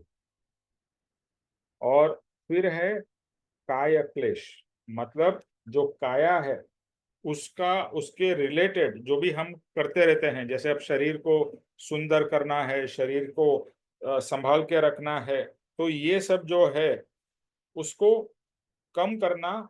और एक तरीके से कहें तो शरीर को कष्ट देना। आपको पता है हठ योग लोग करते हैं, हठ योग में क्या करते हैं, शरीर को कष्ट करते हैं। खड़े हैं तो खड़े ही रहेंगे, हाँ, सोएंगे भी नहीं। फिर कभी आपने देखा होगा कि जमीन में अंदर चले जाके दबा, अपने अपना सिर्फ इतना गला ही विजिबल है। तो शरीर को कंट्रोल करना, शरीर को एक तरीके से कष्ट देके शरीर के ऊपर में विजय प्राप्त करना, that is actually the goal. Okay, फिर संलीनता। संलीनता का मतलब है इंद्रिय और मन का निरोध, यानी see everything ultimately boils down to control over your mind and indriya. हाँ, तो क्या है, संलीनता का मतलब है इंद्रिय और मन का निरोध, यानी कि कम कषाय करना। मन वचन काया जो हमारी कंटिन्यूअसली बोलते हैं ना, बड़बड़ करते रहते हैं, सबको कंट्रोल में लाना, उसको स्टॉप करना या कम करना। जैसे ज्ञानी लोग कहते हैं कुछ समय के लिए मौन रहे। जो बहुत सारे साधु संत होते हैं वो अ, एक दिन, एक हफ्ते, एक महीने तक मौन व्रत धारण करते हैं। तो ये बोलना भी हमारे लिए इतना हो गया है ना कि अगर हम नहीं बोलेंगे तो अपने को बेचैनी होने लगती है। देखो, आपको एक कमरे में बंद कर दिया जाए और आपके पास में फोन नहीं हो, कुछ नहीं हो, बोलो आप ध्यान करो, आप थोड़ा टाइम तो ध्यान करोगे, उसके बाद में आप पूरे बेचैन हो जाओगे। तो कंट्रोल करना मन को, और अपनी क्या बोलते हैं, इंद्रियों का निरोध करना, स्टॉप करना, वो है संलीनता। या इंद्रियों को संकोचन। तो इट इज एक दूसरे से, जैसे मैंने बताया, सब इंटरकनेक्टेड। ये हो गए बाह्य तप। एक्चुअली बाह्य अंतरंग बहुत ज्यादा फर्क नहीं पड़ता है, बट ये शास्त्र में डेफिनेशन दी है बाह्य तप और अंतरंग तप। अंतरंग में सबसे पहला है प्रायश्चित। प्रायश्चित करना, यानी जो हमारे से गलती हुई है उसकी क्षमा मांगना, उसका प्रायश्चित करना। जैसा क्षमापना हम करते हैं, तो क्षमापना ये प्रायश्चित है। पश्चाताप, प्रायश्चित। अभी प्रायश्चित में क्या होता है, अगर आपके पास में गुरु हो तो आप गुरु के पास में जाके कन्फेस करेंगे। आपको पता है क्रिश्चियनिटी में there is a confession room, वहां पर प्रीस्ट अंदर बैठा रहता है और जो भी डिसाइपल है वो आके कन्फेस करता है कि मैंने ये गलत काम किया, और प्रीस्ट फिर उसको बोलता है कि ये जो तूने गलत काम किया उसका प्रायश्चित कैसे कर सकता है। यानी गुरु हमारे को कोई इन अ वे यू कैन से सजा देते हैं कि तू ये काम कर तो तेरा ये प्रायश्चित होगा। तो प्रायश्चित। फिर दूसरा है विनय। विनय इज वेरी ऑब्वियस कि बड़ों का, गुरु का सम्मान करना, उनका विनय करना, उनके प्रति आदर भाव सत्कार करना। तो इसमें लघुता दीनता भी आ जाती है। फिर वैयावच। वैयावच जैसे बताया, आजकल तो हम लोग वैयावच में मानते ही नहीं हैं। पहले जमाने में पता है कि माँ बाप की लोग बहुत सेवा करते थे, बड़े भाई की, बड़े बहन की सेवा करते थे, गुरु की या अपने से जो सीनियर लोग हैं उनकी सेवा करना। पहले आपको पता होगा पाँव दबाते थे, ये करते थे। उसका एक रीजन ये भी था कि पहले में गाड़ी नहीं थी कुछ नहीं था। मुझे मालूम है मेरे चाचा वो एक गांव से दूसरे गांव चल के जाते थे, मतलब 5 किलोमीटर, 6 किलोमीटर, 10 किलोमीटर। अभी आप रोज, और अभी इस धूप में इसमें, तो और उस समय इतने कुछ एडवांस जूते और वो भी नहीं थे। आज तो हमारे पास में एडवांस जूते और वो भी आ गए हैं, तो पाँव भी कम दर्द होते हैं। वो तो बेसिक जूते चप्पल थे, तो उसमें चल के जाते थे। तो बाय द टाइम शाम को आते थे they would be very tired, उसके पाँव दुखते थे। तो मुझे मालूम है मैंने भी मेरे ग्रैंडफादर के, चाचा के पाँव वाँव दबाए हैं। तो ये सेवा हो गई कि हम उनकी सेवा करें। वैयावच, गुरु की सेवा करें, साधु संत की सेवा करें, उनकी देखभाल करें। वैयावच। फिर तीसरा है, किधर गया, हाँ, प्रायश्चित, विनय, वैयाव्रत और वैयावच। फिर शास्त्र पठन। जैसा अभी बात हुआ, पापा जी ने बोला है शास्त्र का पठन करना। बिकॉज अभी आप शास्त्र पढ़ रहे हो। शास्त्र क्या है? शास्त्र गुरु के वचन है ना, ये शास्त्र है। अभी ये भी शास्त्र वचन ही है ना, शास्त्र पठन है। इसमें परम कृपाणु देव जो हमारे परम गुरु या परमात्मा स्वरूप, उनकी वाणी को हम, उनके लिखे हुए वचन को पढ़ रहे। तो शास्त्र पठन it's a very important thing, क्योंकि उसमें से हमें कुछ ना कुछ भाव होंगे, अरे ये मैंने किया, ये गलत किया, अभी ऐसा करना चाहिए, this is how I should leave, this is how I should behave, etcetera. हाँ, तो हो गया ध्यान, शास्त्र पठन। फिर ध्यान है। तो जैसे बोला, आप पढ़ते पढ़ते आपको फिर पुस्तक बंद करके ध्यान में चले जाना है, उसके ऊपर में चिंतवन मनन करना है। और जैसा अगर दशा अच्छी हो तो ध्यान करते करते आप शून्य अवस्था में भी जा सकते हो। और एक चीज याद रखिए, जितना आप ध्यान करोगे और जितने समय ध्यान अवस्था में रहोगे, नए कर्म बंधन भी नहीं होंगे और पुराने कर्म खत्म भी होते जाएंगे। ये ध्यान और समाधि की, या इवन एनी ऑफ दिस, ये सब जो भी बताया ना 12, ये निर्जरा यानी कर्म को भस्म करने के उपाय है। फिर छठा है कायोत्सर्ग। आई डोंट नो, अभी आपने कृपाणु देव की चित्रपट देखा होगा जिसमें कृपाणु देव स्ट्रेट खड़े हैं।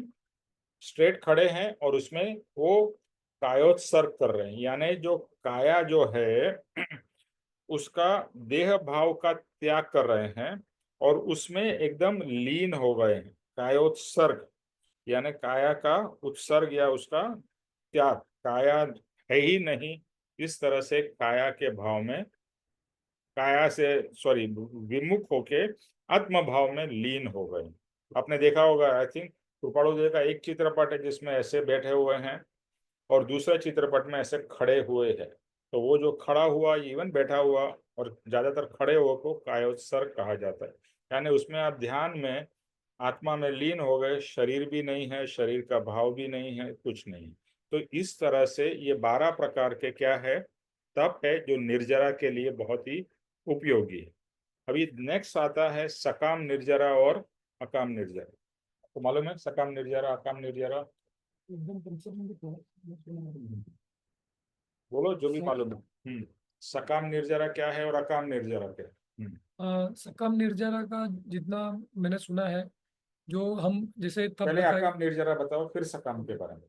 तो अकाम निर्जरा जो हमने अभी जो स्टेप्स बताए, जो बाह्य से और अंतरंग से करने हैं, जैसे हम वो करते जाएंगे तो धीरे धीरे जो कर्म का निर्जरा होता है वो अकाम है। पर सकाम में ऐसा है कि जैसे वो ये अपना हैबिचुअल हो जाएगा और बिना कुछ किए कर्म निर्जरा में जाते हैं, हम हमारे आत्म भाव में रहेंगे, तो वो सकाम निर्जरा होता है। जैसे कृपा देव का था तो विचरे उदय प्रयोग एक कंसेप्ट था, जो कर्म आते थे उदय में, वो समझ भी लेते थे पर उनको कोई ऐसा रिएक्शन ना देके जैसा था वैसा उसको जस्टिस दे के और वो निकल जाता था बिना कुछ एफर्ट के। वो सकाम निर्जरा में मुझे अभी ऐसा समझ में आ रहा है। सो अकाम निर्जरा है जो हर कोई करता है, ज्ञानी अज्ञानी सब लोग अकाम निर्जरा करते हैं। यानी हर समय हमारे पुराने कर्म उदय में आ रहे हैं, एवरी सेकंड। देखो एवरी सेकंड हम नए कर्म भी बांध रहे हैं, बट उससे पहले पुराने कर्म हमारे उदय में आ रहे हैं। हाँ, जैसे आप सुबह उठते हो तो सुबह से ही आपके पुराने कर्म उदय में आते हैं, उस हिसाब से आपका क्रिया चलता है, उसके हिसाब से आप काम करते हो, उसके हिसाब से आप रिएक्ट करते हो, सब कुछ। यानी पुराना कर्म उदय में आया, और पुराना कर्म उदय में आया, लेट्स से मैं एग्जांपल से बता देता हूँ, उसमें अपना सब कॉन्सेप्ट आ जाएगा। क्या बोलते हैं, आश्रव संवर निर्जरा सब कुछ आ जाएगा। तो गुस्से का कर्म उदय में आया, किसी ने आपको कुछ गाली दे दी या आपको कुछ बुरा भला बोल दिया, क्या हुआ, आपका कर्म उदय में आया।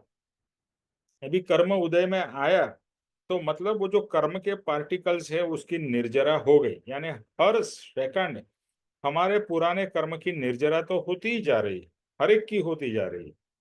लेकिन एट द सेम टाइम जैसे ही ये कर्म उदय में आया, किसी ने गाली दी, तुरंत हमारा रिएक्शन होता है, और रिएक्शन हुआ तो फिर से नया कर्म बंधन हो गया।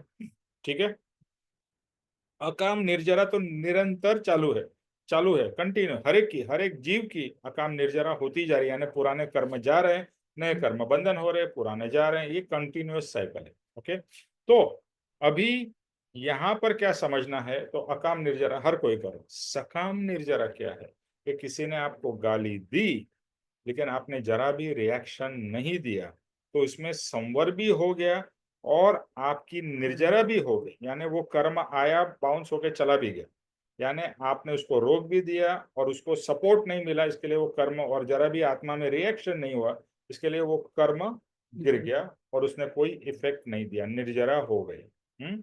अभी ये एक सकाम निर्जरा है। दूसरी सकाम निर्जरा है पुराने कर्म। जैसे अभी मुझे रियलाइज हुआ, अरे मैंने इसके साथ में बहुत झगड़ा किया। अभी हमको पता है कि हमारे जो नियर एंड डियर वंस है उससे हमारा कंटिन्यूअस टकराव होता ही रहता है, चाहे वो पति पत्नी हो, माता पिता हो, या भाई हो, या कलीग्स हो, कुछ, राइट। बिकॉज जितने क्लोज है उसी से तो टकराव होता है ना, उसी में निरंतर कर्म बंधन होता है। पापा जी तो ये कहते हैं कि हमारे 80-90% कर्म तो हमारे जो पति पत्नी के कर्म, या एकदम जिसके साथ में हम क्लोजली रहते हैं, उसी से कर्म बंधन मैक्सिमम होता है। तो उनके साथ में रियलाइज होना, जैसे मैंने गलती से समझो मेरी वाइफ को चिल्ला दिया, कुछ हुआ, I got upset and I shouted and I realised oh afterwards कि मुझे गलत किया मैंने, तो मैं उसको सॉरी बोलता हूँ। बट उसको उस समय की सॉरी नहीं बोलता हूँ, मैं बोलता हूँ पास्ट में भी मैंने तुम्हारे साथ ऐसा बिहेव किया, पास्ट में भी ऐसा किया, तो पास्ट में जो मैंने गलतियां की है उसकी भी मैं क्षमा प्रार्थना हूँ। ओके, तो इस तरह से आप वो कर्म को निर्जरा कर रहे हैं या उसकी क्षमापना मांग रहे हैं, उसका प्रायश्चित कर रहे हैं, एक्सेट्रा एक्सेट्रा। ठीक है, तो दिस इज अबाउट अकाम निर्जरा, सकाम निर्जरा। क्लियर?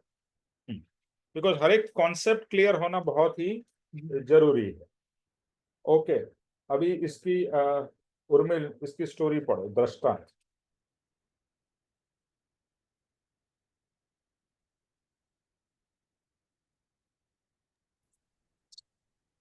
दृष्टांत।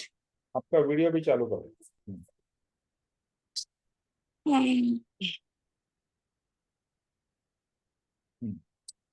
किसी ब्राह्मण ने अपने पुत्र को सप्त व्यसन भक्त जानकर अपने घर से निकाल दिया।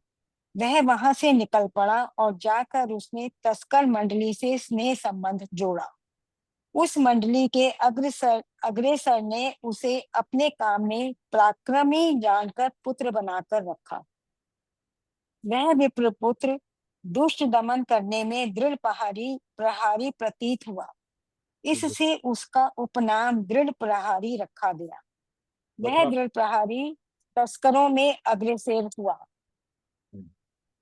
नगर ग्राम का नाश करने में वह प्रबल हिम्मत वाला सिद्ध हुआ।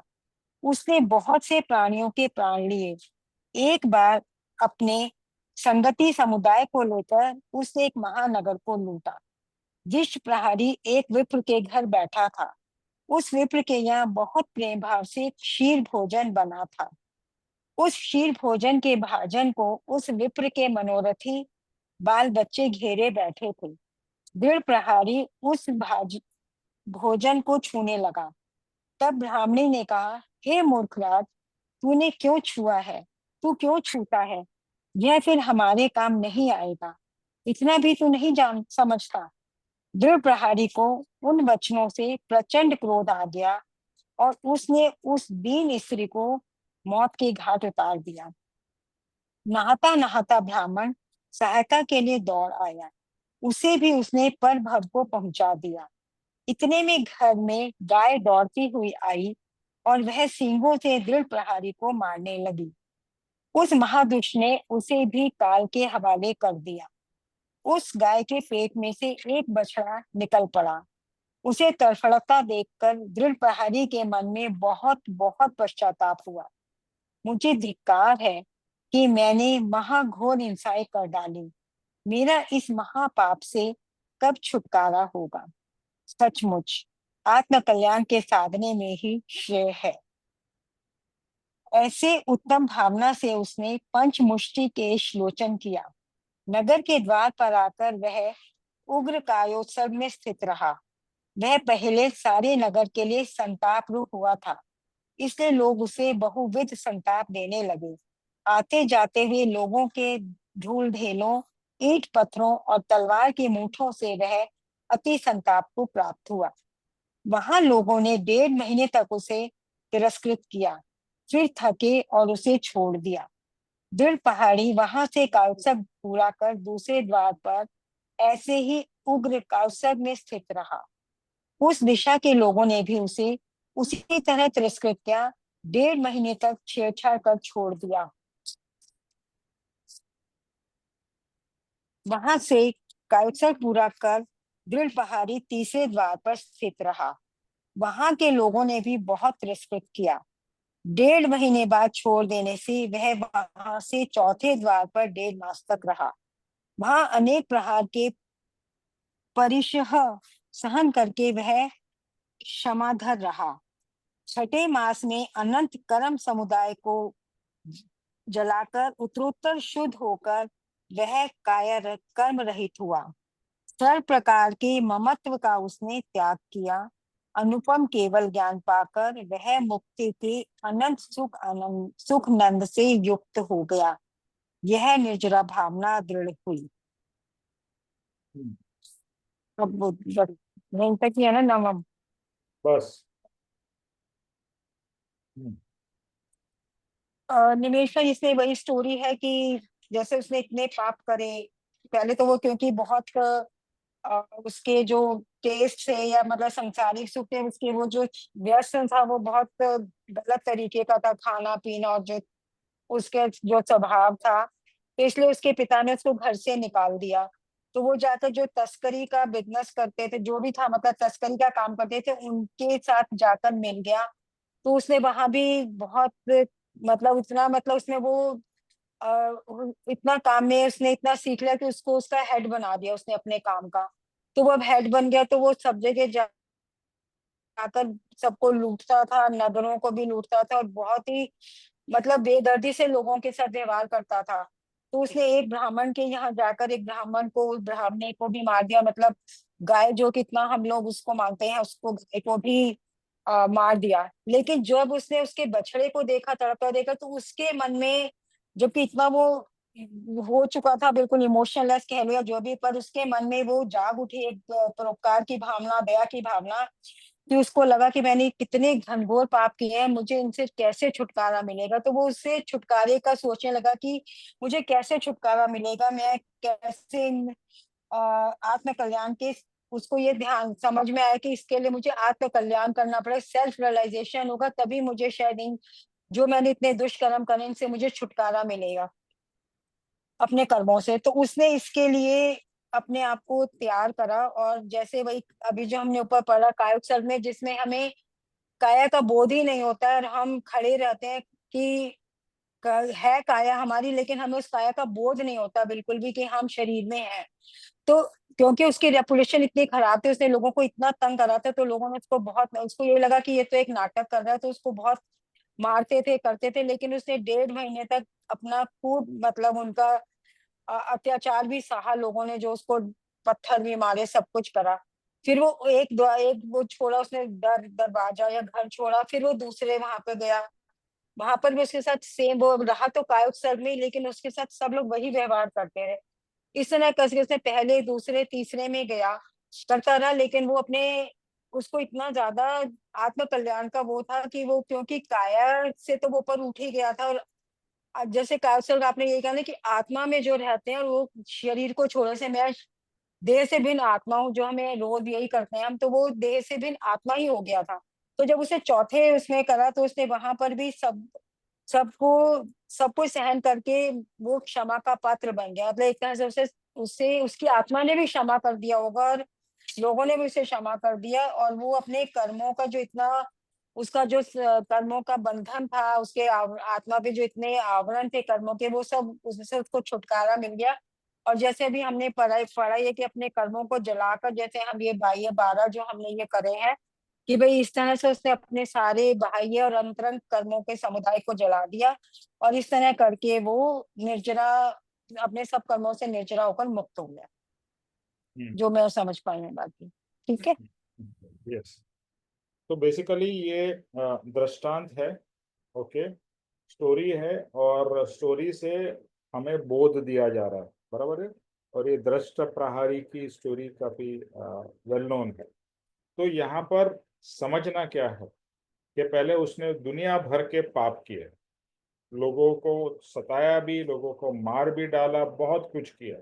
और जो स्टोरी जब ये एक टर्निंग पॉइंट, देखो हर एक है ना, हर एक चोर डाकू के लाइफ में भी एक टर्निंग पॉइंट आता है, उसके भी लाइफ में एक टर्निंग पॉइंट आया कि जब भी वो एक जगह गया था और वो खाने लगा उनका जो बनाया हुआ खाना, और उसकी जो लेडी ने, हाउस लेडी ने बोला, अरे तू क्या टच क्यों करता है, हमारा खाना खराब हो जाएगा, यानी it will become polluted, because तू तो चोर है, डाकू है, तो तेरा हाथ का लगाया हुआ खाना हम कैसे खा सकते हैं। उसने उसको मार दिया, उसके हस्बैंड जो ब्राह्मण था उसको भी मार दिया।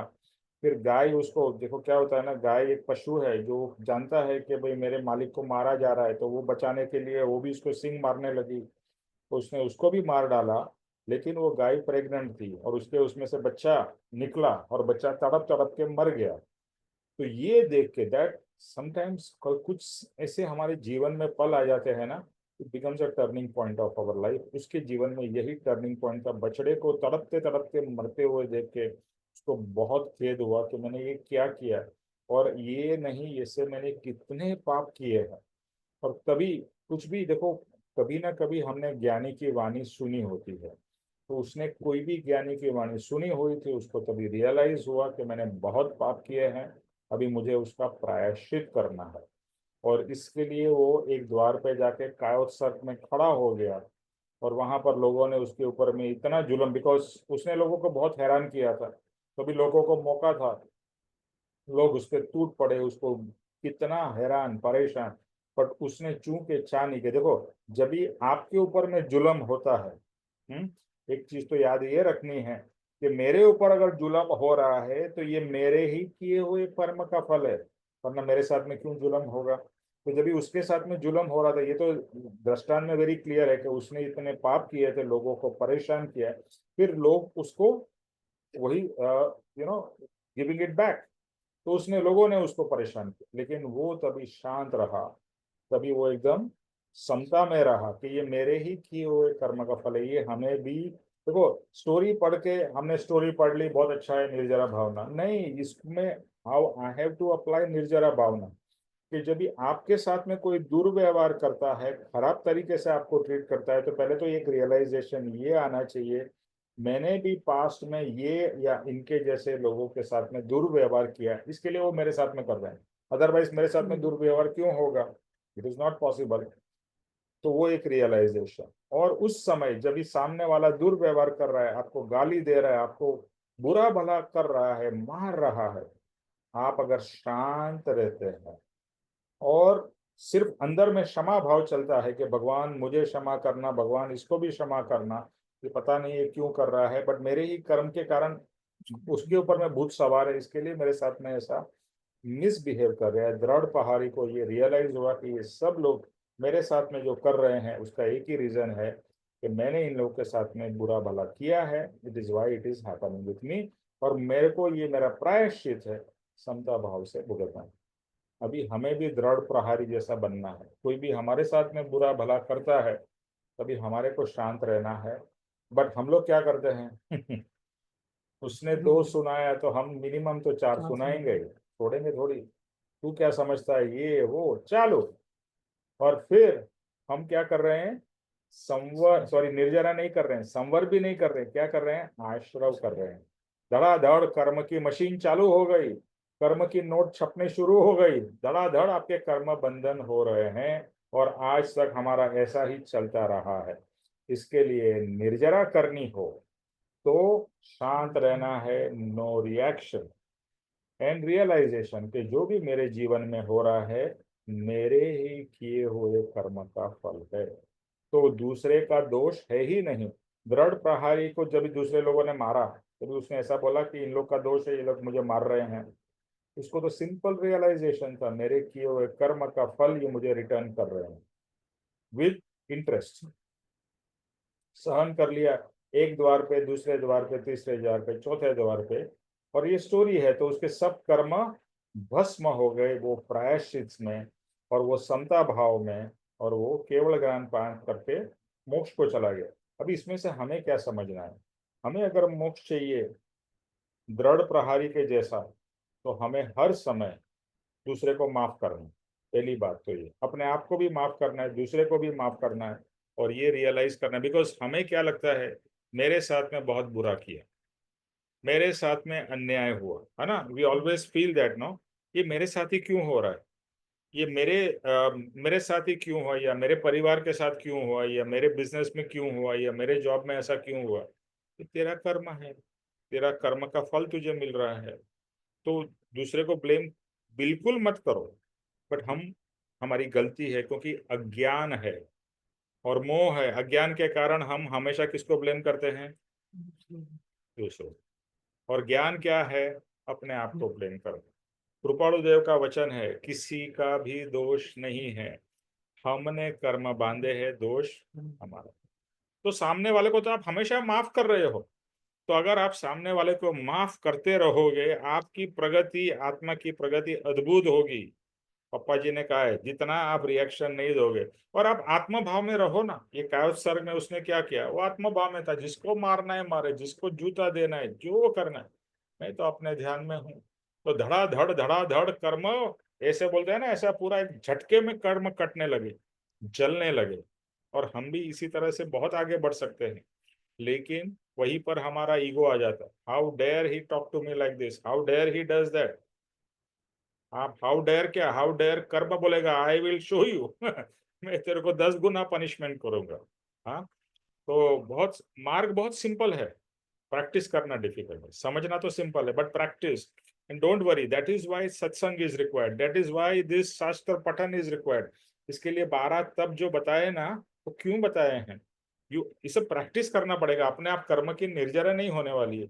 इंद्रियों के भोग भुगतने में हम दौड़ते रहेंगे, ये लाओ, ये करो, एटसेट्रा। तो 12 प्रकार के जो तप है, और 6 बाह्य, 6 अभ्यंतर, उसमें मेन चीज यही आती है कि अपने भोग की जो कामना को लिमिट करना है, कम करना है। आत्मा देखो, अगर मैं आत्मा हूँ, आत्मा तो निराहारी है, आत्मा को क्या खाने की जरूरत ही नहीं। हाँ, बट शरीर टिकाने के लिए खाना पड़ेगा, तो खाओ, बट रस के लिए नहीं। बट हम तो रस रस के भाव से खाते हैं। बट हमारी दशा भी ऐसी है, हम भी क्या करें जैसा हम एक्सक्यूज देते हैं, एक्सक्यूज नहीं चलेगा। बट ठीक है, प्रोग्रेस करना है, पेशेंस भी रखना है। मैंने शैलेश को वही बोला, पुरुषार्थ करना है और पेशेंस भी रखना है। पुरुषार्थ करते रहें, रिजल्ट्स के लिए पेशेंस इज रिक्वायर्ड। टाइम लगेगा। 15 भाव इसके लिए ज्ञानी ने बोले हैं, इतना इजी भी नहीं है और इतना डिफिकल्ट भी नहीं, दोनों चीज याद रखें। डिफिकल्ट नहीं है, टाइम कंज्यूमिंग है, so we have to be patient. ठीक है, तो ये हो गया निर्जरा भावना, और हमें निर्जरा भाव को ध्यान में रखते हुए प्रोग्रेस करना। Okay, last and then we will be finished with Bhavna Bodh. Jyotish भाई, दशम चित्र लोक स्वरूप भावना करिए।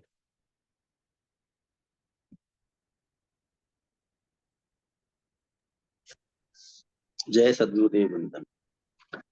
दशम चित्र लोक स्वरूप भावना।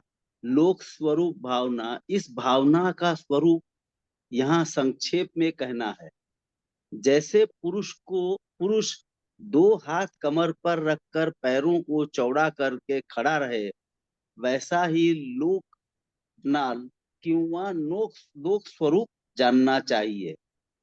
वह लोक स्वरूप तिरछे थाल के आकार का है अथवा खड़े मर्दल के समान है। नीचे भवन पत्ती, व्यंतर और 7 नरक हैं। मध्य भाग में 2.5 द्वीप है।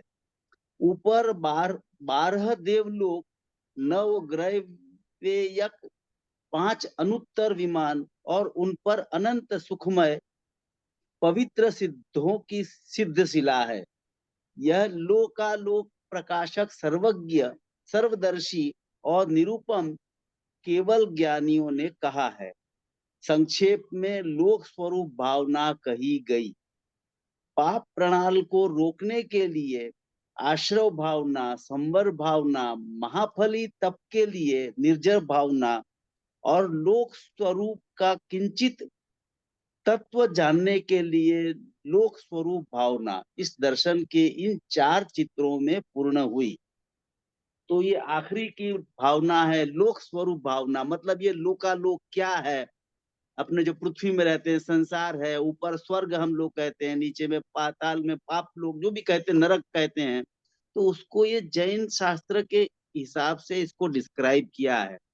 और इसका स्वरूप जानने का मकसद यही है कि आत्मा को छोड़ करके जो जगत है वो क्या है क्या नहीं, वो उसका चिंतन करते करते करते मतलब अपने आत्म स्वरूप तरफ ही ले जाता है, ऐसा कहते हैं। ये मतलब मैंने जो समझा है, आगे पीछे जो पढ़ा है और यहाँ पर जो लिखा है उसको लेकर के, तो यही मेरी समझ है। अभी आप थोड़ा सा इसका विस्तार में बता सकते हैं। हाँ देखो, ये कृपाणु देव ने एकदम शॉर्ट में बताया। आपका माइक और वीडियो बंद कर दीजिए। बहुत शॉर्ट में बताया है कृपाणु देव ने। उसका रीजन भी यही है कि इसमें बहुत ज्यादा डीप में जाने की जरूरत नहीं है। ओके, ये पूरा ब्रह्मांड या अलग अलग शास्त्रों में अलग अलग तरीके से बताया है, बट हर एक शास्त्र में, हर एक रिलीजन में, चाहे वो क्रिश्चियनिटी हो, हिंदू हो, मुस्लिम हो, दे ऑल से वन थिंग कि ये पृथ्वी है, ऊपर में स्वर्ग है, नीचे में नरक है। कहीं पर उसको हेवन कहा है, हेल कहा है, ये सब। तो अभी उसमें बहुत ज्यादा हमें उलझने की जरूरत नहीं है। इतना ही जानना है कि हम मध्य में हैं, पृथ्वी मध्य में है, मध्य लोक में है। ऊपर में स्वर्ग और उसके ऊपर के अलग अलग लेवल्स है। और सबसे ऊपर जो हमारा गोल क्या है, सबसे ऊपर वो है सिद्धालय।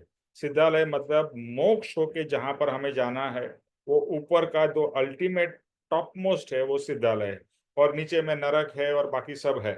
तो इसको बहुत डीप में नहीं जाना है, सिर्फ इतना ही जानना है कि स्वर्ग भी है, नरक भी है, पृथ्वी भी है।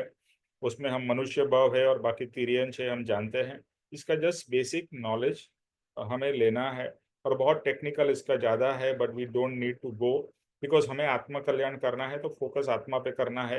कि कितना देवलोक है और कितना नरक है, उसमें बहुत ज़्यादा जाने की जरूरत। इतना याद रखना कि आप ज़्यादा पुण्य करोगे तो आपको देवलोक मिलेगा, बहुत ज़्यादा पाप करोगे तो आपको नरक लोक मिलेगा।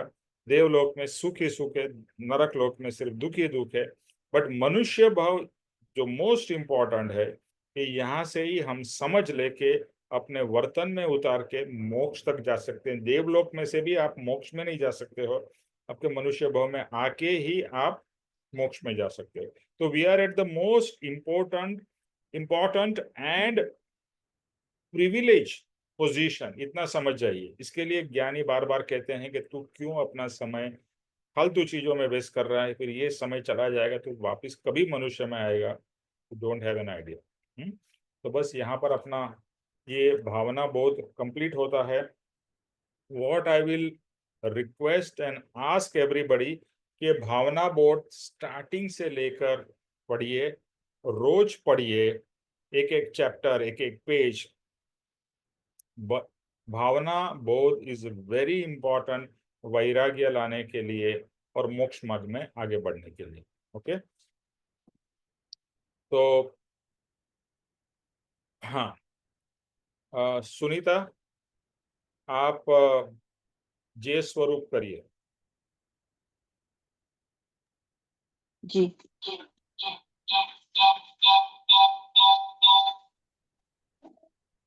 और आपका वीडियो भी चालू कर दीजिए।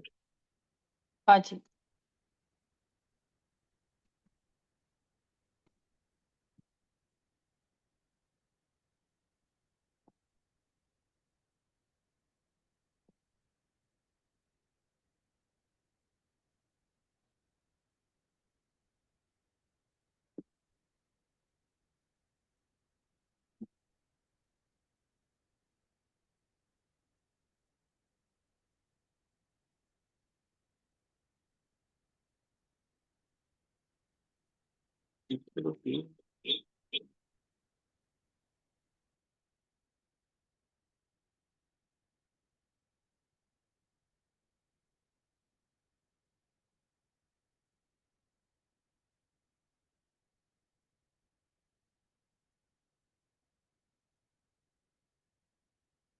अगर नहीं मिल रहा है तो फिर मैं दूसरे को बोलता हूँ। ठीक है उर्मिल, आप एक करिए। मिनट, एक मिनट। मिल गया? अच्छा, वेरी गुड, ठीक है। पेज नंबर क्या है उर्मिल, बता दो।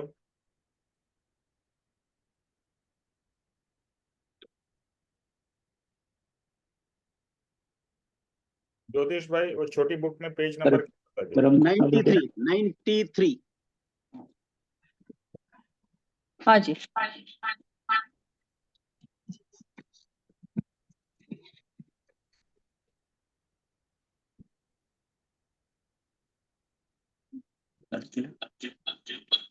आपका एक एक को बंद करना पड़ेगा या उसको हाँ म्यूट जी, करना कर पड़ेगा। रहे कर। Okay, yes. ये हे परम कृपालु देव, वही से चालू करना है ना? नहीं, तो जे स्वरूप है ना, अहो अहो वाला है ना, अहो अहो अहो, अहो हाँ हाँ हाँ। प्रतिपाद। वंदन तथा प्रणिपात स्तुति। हाँ, हाँ उसमें स्टार्टिंग में अहो अहो है, हाँ है। उसमें आई थिंक फोर्थ या फिफ्थ है जे स्वरूप, वहां से चालू करेंगे। वरना आप स्टार्टिंग से करो ना, अहो अहो चलेगा। हाँ जी, हाँ जी। तो अहो अहो, श्री सद्गुरु करुणा सिंधु अपार। मैं गाता हूँ, आप ट्यून पकड़ लेना, फिर आगे का करना। ठीक है, अहो ठीक है। अहो अहो श्री सद्गुरु करुणा करुणा सिंधु सिंधु अपार। जे आप पापामर हमारे पर प्रभु करियो, अहो अहो अहो उपकार। शिव प्रभु चरण कने धरु, कंटिन्यू। आत्मा थी सोही। ते तो प्रभुए आपियो, वर्तु चरणाधीन। आते हादि आज थी, वर्तो प्रभु आधीन। दास दास हूँ दास छूं, आप प्रभु नो दीन। छठ स्थानक समझाविने, भिन्न बताव्यो आर। म्यान थकी तलवार वत, ए उपकार अमार। जे स्वरूप समझा बिना, प्यामो दुख अनंत। समझाव्યું ते पद नमो, श्री सद्गुरु भगवन। नमस्कार।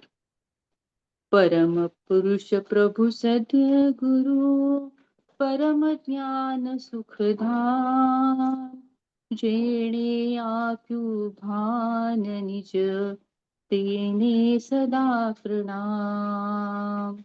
नमस्कार। देह छता जेनि दशा व्यर्थे देहाती ते ज्ञानी ना चरण माम हो वंदन गणी। नमस्कार। हे कृपालु देव, जन्म जरा मरणादि सर्व दुखों का अत्यंत क्षय करने वाला वितराग पुरुष का मूल मार्ग आप श्रीमान ने अनंत कृपा करके मुझे दिया। उस अनंत उपकार का प्रत्युपकार करने में मैं सर्वथा असमर्थ हूँ। फिर आप श्रीमान कुछ भी लेने में सर्वथा निष्प्रिय है, जिससे मैं मन वचन काया की एकाग्रता से आपके चरणाविंद में नमस्कार करता हूँ। आपकी परम भक्ति और वितराग पुरुष के मूल मार्ग की उपासना मेरे हृदय में भव पर्यंत अखंड जागृत रहे, इतना मांगता हूँ, वह सफल हो। ओम शांति शांति शांति। जय सद्गुरुदेव मंत्र। त्रिलोक के नाथ की जय हो। जय हो जय हो। परम कृपाणु देव की जय हो। जय जय हो हो। जय हो। सदगुरु देव की जय हो। जय हो जय हो जय हो। आज के आत्मा के आनंद की विजय हो जय हो। विजय हो विजय विजय हो। और सर्व जय हो। मुमुक्षुओं के परमार्थ पुरुषार्थ भक्ति और वैराग्य की विजय हो। जय हो। विजय विजय हो। हो विजय हो विजय हो। विजय हो। सबका आत्म कल्याण हो, सबका आत्म कल्याण हो। और मैं फिर से एक ही चीज कहूंगा, ये भावना बहुत स्टार्टिंग से पढ़िए और उसको बार बार पढ़िए, एक बार नहीं बार बार, वो एक एक भावना आत्मसात करनी है, बिकॉज तो ही वैराग्य उत्पन्न होगा। वरना थोड़ा पढ़ोगे ऊपर ऊपर का कुछ नहीं होगा। You have to go deep and apply in our life. Okay. जय सद्गुरुदेव। थैंक यू निमेश भाई। जय श्री जय सद्गुरुदेव वंदन सद्गुरुदेव निमेश जय भाई। जय थैंक श्री यू। सद्गुरुदेव। जय सद्गुरुदेव। जय सद्गुरुदेव।